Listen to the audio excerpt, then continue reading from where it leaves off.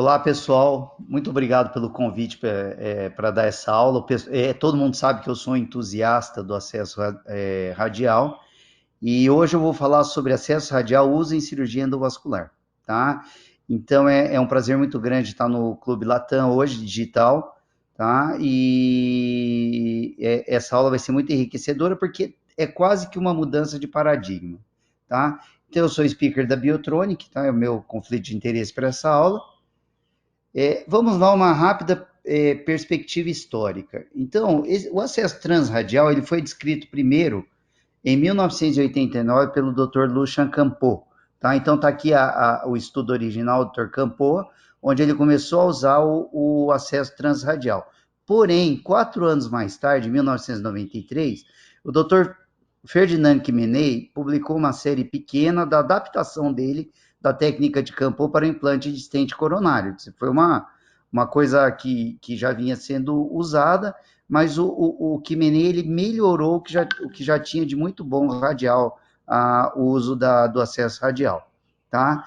Então, agora, tem países fora dos Estados Unidos que a estratégia de uso padrão para tratamento de doenças coronarianas é o acesso radial. Bom, vamos lá, com os acessos técnicos, eu acho que o principal do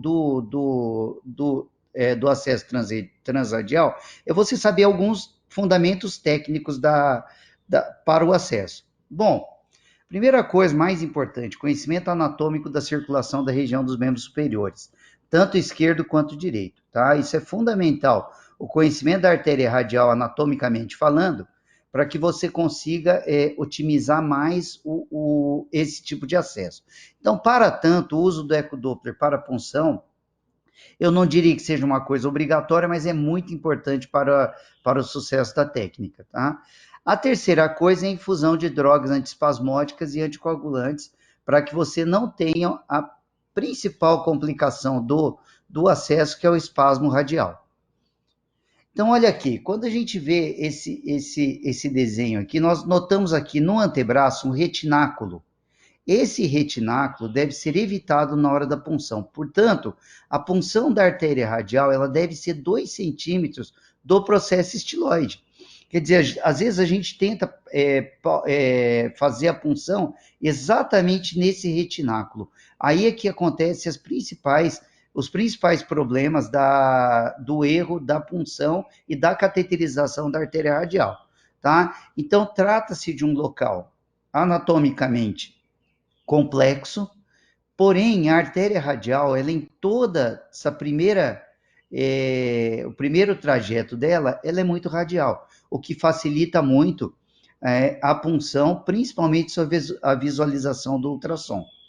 Tá? Então aqui seria o uso do ecodoppler, onde você identifica a sua artéria, que é uma artéria muito superficial à pele, tá? Mas que você não comete erros na sua punção.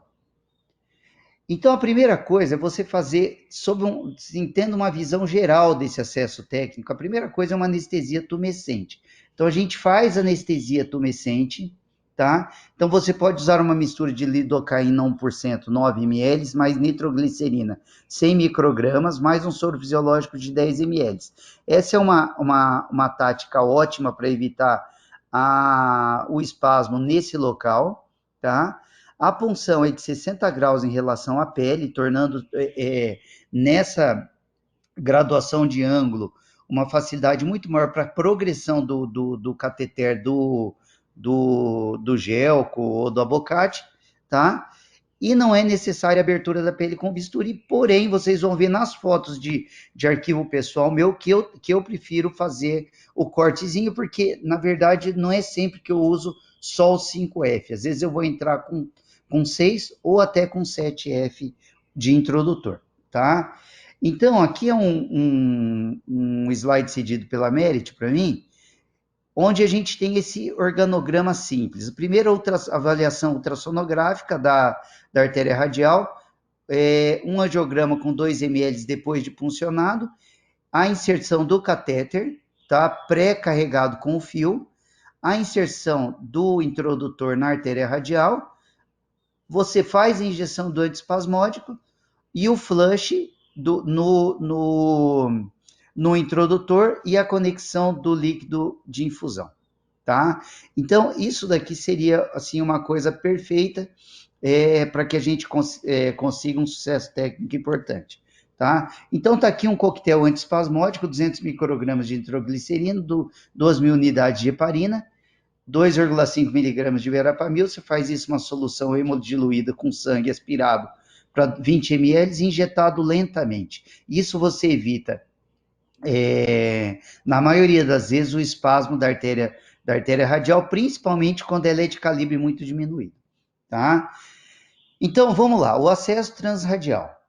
Qual o introdutor que eu vou usar? Primeira coisa, usual para qualquer trabalho, principalmente na coronária, é o 5F. Então, eu começo com o introdutor 5F, que pode ser ou não dedicado para radial, tá? O melhor é o introdutor dedicado para radial, porque ele tem um fio guia 0,18 compatível com a artéria radial, tá? Isso você tem também o introdutor radial 6F, então ele é para indicações específicas, eu tenho usado ele para o tratamento das doenças das artérias viscerais, tá? Então, ele depois de colocado, ele leva um espasmo radial mais importante, por ser de um calibre maior, tá? Principalmente quando eu tenho um vaso-alvo pequeno, tá?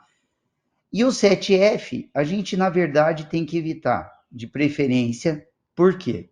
Porque ele tem correlação com complicações maiores, tá? E 100 reais indicações. Se vocês vão ver, se eu uso um introdutor longo com um calibre menor, eu consigo tratar quase todas as doenças vasculares das artérias viscerais, tá? Então, levando em consideração o uso do Fortress, que é um introdutor aramado 4, 5, 6F, eu consigo praticamente tratar todas as doenças viscerais. Por quê? Porque o Fortress eu consigo chegar a um tamanho de 100 ml de introdutor. Então, eu não preciso passar o introdutor 6F por dentro dele um catéter 5F. Eu passo o introdutor 5 ou até 4F e consigo trabalhar com um catéter guia de 4 ou 5F. Entendeu? Então, eu consigo, usando materiais adequados para a radial, aumentar muito a gama de tratamento de patologias que eu possa tratar.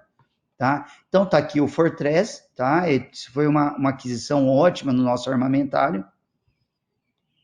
E aqui a colocação do introdutor. Então, ele, como eu já disse, proximal ao estiloide, tá?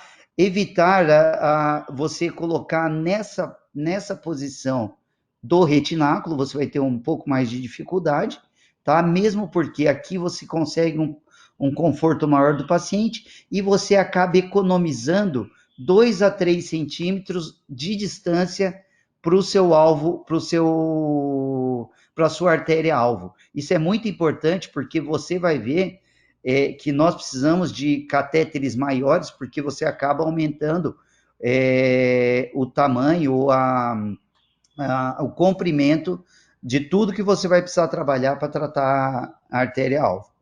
Tá? Então, aqui, a técnica de punção, como vocês podem ver, nós vamos fazer, eu coloco sempre essa malha tubular, faço um pertuito na malha, palpo aqui, a gente tem feito hoje quase tudo com ultrassom, mas a palpação também é evidente aqui, fácil. Faço a punção da artéria 2 centímetros do estiloide, tá? Eu prefiro fazer o corte com o bisturi, porque talvez eu tenha que usar um introdutor maior, tá? Eu passo o fio guia, tá? E carregado o fio guia, eu coloco o introdutor 5F, tá? Vocês veem bem que é um procedimento bem tranquilo de se fazer, tá? Aqui, logo depois de implantado o introdutor, eu logo que o introdutor é colocado, eu já lavo com a solução antiespasmódica. Isso é fundamental para evitar o espasmo da artéria, mesmo porque trata-se de uma artéria de pequeno calibre. Tá? Então, eu tenho que levar em conta, para o tratamento dessas regiões, celíaco superior, mesentérica, artérias renais, artéria ilíaca comum, artéria femoral comum, artéria femoral superficial hipoplite, é o tamanho, o tamanho dos materiais que eu vou usar para chegar na lesão-alvo. Então, a importância disso daqui é que eu posso ganhar de 10 a 15 centímetros de diferença entre o esquerdo e o direito. Se eu entro pelo direito, eu aumento até em 10 centímetros, tá? O tamanho do meu caminho para chegar na lesão-alvo. Então, aí é que todo mundo fala, não é só pela complicação de você soltar algum trombo para a carótida direita, mas também pelo tamanho menor do material que você vai usar. Às vezes eu não consigo entrar, eu entrei para tratar um aneurisma de esplênica há 10 dias, eu entrei pelo braço direito, não consegui chegar na esplênica, que era uma esplênica muito longa, fui para a femoral, não consegui cateterizar pela femoral, e aí, quando eu fui pela esquerda, eu consegui. Então, esses são exemplos de que eu me arrependi de não ter entrado direto pela esquerda. Tá? Então, quais são as indicações para o acesso radial? Principalmente das doenças de artérias viscerais. Então, aneurismas de artérias viscerais, todas, esplênicas, renais, hepáticas. Então, são doenças, são aneurismas que são comuns, tá? E que pela anatomia da artéria, tanto do tronco celíaco quanto da artéria mesentérica superior, eu tenho uma facilidade muito grande quando eu venho de cima, tá? Nas lesões oclusivas de artérias viscerais, porque eu tenho um torque maior, eu chegando com o meu catéter na origem das artérias que eu quero tratar, eu tenho um torque maior de ultrapassagem dessas lesões. Todas as intervenções hepáticas hoje eu tenho feito, tanto TACI, que é a quimioembolização hepática, e a correção e a embolização de malformações arteriovenosas, eu tenho feito por cima, preferencialmente pela radial. E agora, tratando o mioma uterino, que também tem uma facilidade muito grande quando você chega por cima. Então, as complicações mais frequentes do tratamento da transradial é o espasmo de artéria radial e o entrapment de catéter, quando você quer retirar o teu catéter e com o espasmo a artéria radial corre o risco de vir junto, tá? Então, se eu tenho uma dificuldade de progressão de fio guia ou do catéter, eu tenho que parar imediatamente. Uma das coisas que a radial nos ensina é que quando o fio corre direto, eu estou tranquilo. Se o fio parar, é porque aconteceu alguma coisa, um loop na artéria radial ou um espasmo significativo que faz com que meu guia não suba mais, tá? Eu posso ter isquemia de mão, nós vamos observar mais para frente os exames que se faz para evitar esse tipo de complicação e eventos decorrentes da passagem do catéter, como AVC, tá? Inadvertidamente, tratar pacientes com arco tipo 3, arco órtico tipo 3, e pacientes com síndrome da artéria lusória, tá? Onde a artéria subclave direita, ela acaba tendo a origem para frente num tronco único para frente da artéria subclave esquerda, levando a um risco enorme de lesão da artéria da aorta torácica, tá? Então, para evitar as complicações isquêmicas, eu faço o teste de Barbeau antes. O teste de Barbeau é um Allen modificado, onde eu faço a compressão da artéria radial, coloco um oxímetro de pulso com um display mostrando a onda, onde eu vou ver as diferentes formas de ondas causadas pela isquemia depois de 2 minutos de compressão da artéria radial. Então, tipo A, a onda continua normal depois da compressão, após 2 minutos ela não tem alteração. O tipo B, logo que eu comprimo, eu tenho uma redução da onda que se normaliza depois de 2 minutos. O tipo C, eu comprimindo a artéria radial, eu causo uma retificação da onda que após 2 minutos retorna, mas não no padrão normal. E o tipo D, onde eu faço a compressão, ela retifica e depois ela continua reta, tá? Então, para o tipo C, eu tenho restrições à punção da radial, porque provavelmente eu vou ter uma relativa isquemia dessa mão, que será compensada provavelmente pela artéria ulnar, mas no tipo D, é um tipo que eu não recomendo o uso da artéria radial, porque provavelmente a nutrição da mão é feita preferencialmente por ela. Tá? Então, aqui, mecanismos de falência do acesso radial. Esse slide eu acho fantástico, porque olha aqui, 13% das falências ou das complicações do acesso radial é pela falência de acesso, ou seja, punção inadequada. Por isso que eu falo que o uso do ultrassom nos faz diminuir muito esse tipo de falência, tá? O espasmo é bem importante, a dissecção da artéria radial, lúpus ou tortuosidades da artéria radial e estenose da artéria radial. Então, aqui, não tenha dúvida, a complicação mais importante é o 34% do espasmo da artéria radial, que pode ser evitado com o uso da solução antiespasmódica. Tá? Então, olha aqui, se eu tenho na artéria subclave tortuosidade, angulações, lúpus ou artéria ilusória, eu vou ter problemas de passagem de chegada na minha artéria-alvo pela radial, tá? Então, a introdução do catéter é um problema, às vezes eu não consigo entrar na artéria descendente.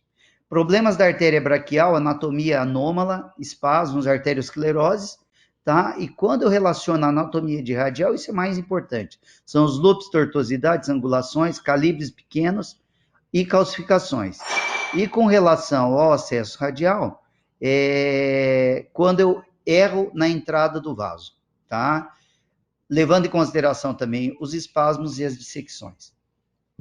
Então, levando em consideração a literatura, essa meta-análise de 2018 do Journal Endovascular Therapy, ela é sensacional, porque foi feita uma revisão sistemática e uma meta-análise das intervenções femoropoplíteas e aórticas pelo acesso transradial. Uma coisa que a gente tem muita dificuldade de fazer, por quê? Pelo tamanho do material. Então, eu precisaria não só catéteres de 125 centímetros, mas eu precisaria de catéteres maiores, inclusive introdutores, introdutores longos muito maiores, para que eu consiga chegar até a artéria poplítea sem dificuldades, tá? Então, ele analisou 19 estudos, 638 pacientes com transradial access para intervenções de membros inferiores. Esses todos foram selecionados. Então, lesões foram tratadas da bifurcação aórtica até a artéria poplítea. E, desculpa, gente, peraí, deixa eu... e ele chegou a uma conclusão, ele teve uma taxa de sucesso de 90,9%, tá? A conversão para o acesso transfemoral foi de 9,9%, não houve vantagem significativa de sucesso, mas o risco de complicações foi significativamente mais baixo com a transradial access. Isso ele conclui dizendo que o acesso transradial para o membro inferior, nas intervenções endovasculares, pode ser realizada com sucesso técnico comparável ao do transfemoral, mas com uma taxa global muito menor de complicações por causa do perfil comparado ao acesso transfemoral. Tá? Então, aqui é a mesma coisa que eu já li na conclusão passada, levando em consideração esse trabalho, deixa a gente bem tranquilo de usar o acesso transradial. Eu tenho usado até artérias ilíacas, as artérias ilíacas. Para baixo, eu não consigo chegar por causa do material, tá? Então, quais são os benefícios do acesso transradial versus transfemoral? Então, eu tenho um benefício interessante aqui, que é a origem dos vasos, né? Então, anatomicamente falando, eu chegando por cima, eu consigo uma canulação mais fácil desses vasos por causa dos ângulos obtusos, tá? Pacientes com problemas de hemostasia, eu tenho também uma facilidade de tratar esse tipo de paciente. Por quê? Porque as complicações hemorrágicas da transradial são menores do que as complicações hemorrágicas da transfemoral. Esse paciente é um paciente que deambula rápido e ele normalmente é ambulatorial, e eu tenho que contar com a satisfação do paciente, tá? Os benefícios do transfemoral, todo mundo já sabe, é um acesso padrão, tá? Então, a sala para eu trabalhar pela direita na femoral é mais fácil, tá? E a distância mais curta das artérias-alvo, tá? Então, as desvantagens do transradial é a curva de aprendizado que é mais longa, eu preciso de catéteres mais longos, a limitação é pelo frente, pelo tamanho, e a preparação da sala é mais complicada.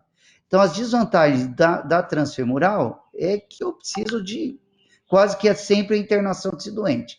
Dispositivos de fechamento, na maioria das vezes, tá? Eu preciso de um aporte de enfermagem maior e eu tenho que lutar contra a anatomia desses vasos altos, tá? Então, esse é um trabalho, o Rival Program, é um trabalho super interessante, e aqui eu destaco a preferência do paciente. Então, para o próximo acesso, 90% dos pacientes gostariam que fosse novamente transradial. Transradial. Por quê? Pela facilidade de recuperação. E as desvantagens? Eu vou já ir para as vantagens da transradial, que é o acesso preferido pelos pacientes, tá? Então, ele tem uma dor suportável, a função física melhor do doente, uma função mental também significativamente melhor, com uma diminuição das complicações de acesso, tá? E a imediata remoção do introdutor, tá? Então, uma fácil hemostasia por causa da superficialidade da artéria e de uma diminuição de custo no pós-procedimento, ou seja, uma alta precoce e uma diminuição dos cuidados de enfermagem, tá? No acesso vascular para específicas populações específicas, como obesidade mórbida, doenças vasculares periféricas, anticoagulação, nessas populações eu tenho uma facilidade, uma diminuição de complicações com o transradial. Então, gente, como lições para casa, eu coloco que o transradial ele é um procedimento com menores complicações, como avaliado nas publicações. A melhora dos resultados, ela só foi conseguida com a melhora dos materiais mais longos, introdutores longos, que eu possa entrar com menor frente na artéria radial, podendo cobrir uma gama maior de patologias. Tá? Uma diminuição do tempo de internação, ou seja, alta, precoce, eu podendo fazer o procedimento como se fosse um hospital-dia, tá? E, portanto, um aumento das indicações do uso do acesso transradial por todos esses motivos. Muito obrigado pela sua atenção. Aqui é uma foto de Maringá, minha cidade, e nunca devemos esquecer que o acesso cada vez mais distal é sempre melhor para o seu paciente.